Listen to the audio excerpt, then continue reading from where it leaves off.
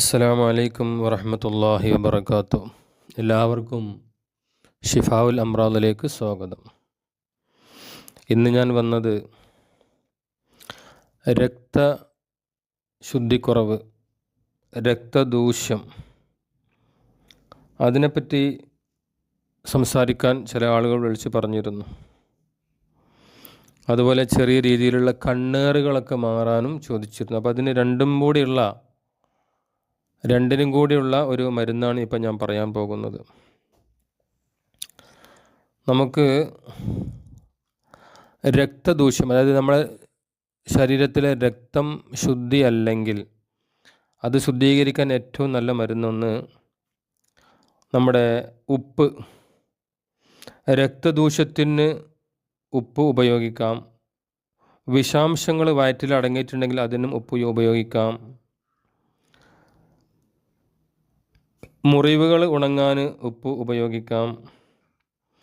നബി സല്ലല്ലാഹു അലൈഹി വസല്ലമ തങ്ങൾക്ക് വയറ്റിൽ ശൈത്യം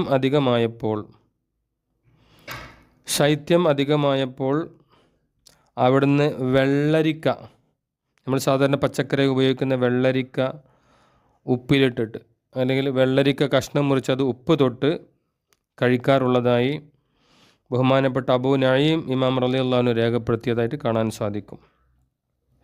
അതുപോലെ നമ്മൾ ഭക്ഷണം കഴിച്ചാൽ ആ ഭക്ഷണം പെട്ടെന്ന് ദഹിക്കാനും ഉപ്പ് നല്ലതാണ്. ഭക്ഷണം കഴിക്കുന്നതിന് മുമ്പ് ഒരല്പം ഉപ്പ് കഴിക്കുക, ഭക്ഷണം കഴിച്ചതിന് ശേഷവും ഒരല്പം ഉപ്പ് കഴിക്കുന്നത് വളരെ നല്ലതാണ്. പെട്ടെന്ന് ദഹനശക്തി കിട്ടും. അപ്പോൾ കൂടുതലല്ല, വളരെ സാധാരണ രീതിയിലുള്ള ഉപ്പ് കഴിക്കുക, കൂടുതൽ ഉപയോഗിക്കാൻ പാടില്ല. അതുപോലെ മുളക്, നമ്മളെ സാധാരണ ഉപയോഗിക്കുന്ന കറിയിൽ ഉപയോഗിക്കുന്ന വറ്റൽ മുളക്. അപ്പോൾ നമ്മുടെ വീട്ടിൽ ആർക്കെങ്കിലും കണ്ണേറ് ബാധിച്ചിട്ടുണ്ടെങ്കിൽ കുട്ടികൾക്കായാലും വലിയവരായാലും ഒരു സ്പൂണ് കല്ലുപ്പ് എടുക്കുക, ഒരു നീണ്ട നെട്ടിയുള്ള വറ്റൽ മുളക് ഒന്നെടുത്ത് അത് 7 കഷ്ണമാക്കുക, ഒരു സ്പൂണ് കടുകും എടുക്കുക, കറിക്ക് ഉപയോഗിക്കുന്ന കടുക്. ഇത് 3 കറിക്ക് ഉപയോഗിക്കുന്നതാണ്. ഈ കറിക്ക് ഉപയോഗിക്കുന്ന കടുകും ഉപ്പും വറ്റൽ മുളകും 3 കൂടി കൂട്ടിപ്പിടിച്ച് ഖുൽ അഊദു ബിറബ്ബിൽ ഫലഖ് 3, ഖുൽ അഊദു ബിറബ്ബിൻ നാസ് 3, ഫാത്തിഹ 3, ആയത്തുൽ കുർസി 3 ഓതി ആർക്കാണോ കണ്ണേറ് ബാധിച്ചത് അവരെ തല മുഴുവനും കാലോളം ഒഴിഞ്ഞ് അടുപ്പിലിട്ട് കത്തിച്ചാൽ ഈ കണ്ണേറിൻ്റെ പ്രശ്നം അവിടെ മാറിക്കിട്ടും. ഒരു പ്രാവശ്യം മാറിയിട്ടില്ലെങ്കിൽ 3 പ്രാവശ്യമായിട്ട് ചെയ്യുക, 3 ദിവസങ്ങളിലായിട്ട്.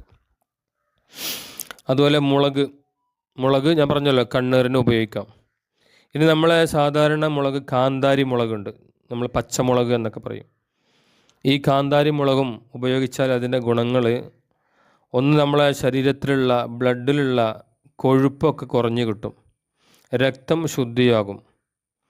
അതുപോലെ ആ കാന്താരി മുളകിന് പറങ്കി മുളക് എന്നും പറയലുണ്ട്. കാരണം ഈ ഇംഗ്ലീഷുകാരാണ് ഈ പച്ചമുളക്, ഈ കാന്താരി മുളക് ഇങ്ങോട്ട് കൊണ്ടുവന്നത് നമ്മളെ നാട്ടിലേക്ക്, കേരളത്തിലേക്ക്, ഇന്ത്യയിലേക്ക്.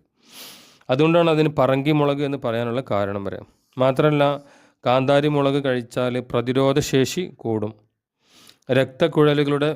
രക്തക്കുഴലുകളൊക്കെ നല്ല വികസിക്കും. ആ എരിവ് കാരണം കൊളസ്ട്രോള് നല്ല മാറ്റം ഉണ്ടാകും. അപ്പോൾ ഇതാണ് ഉപ്പും മുളകും. ഇൻഷാ അല്ലാഹ് ഈ വോയിസ് നല്ലോണം കേട്ട് അതുപോലെ ചെയ്താൽ നമ്മുടെ രോഗങ്ങൾക്ക്, നമ്മുടെ കണ്ണേറിനൊക്കെ നല്ല മാറ്റമുണ്ടാകും ഇൻഷാ അല്ലാഹ്. ആരും മാറി നിൽക്കണ്ട, എല്ലാവരും വോയിസ് ഫുള്ളായി കേൾക്കുക, സബ്സ്ക്രൈബ് ചെയ്യുക. ഉപകാരമുള്ള വോയിസാണ്, എല്ലാവർക്കും എത്തിച്ചു കൊടുക്കുക. അള്ളാഹു നമുക്കെല്ലാവർക്കും റാഹത്ത് നൽകട്ടെ. അസ്സലാമു അലൈക്കും വറഹ്മത്തുള്ളാഹി വബറകാതുഹു.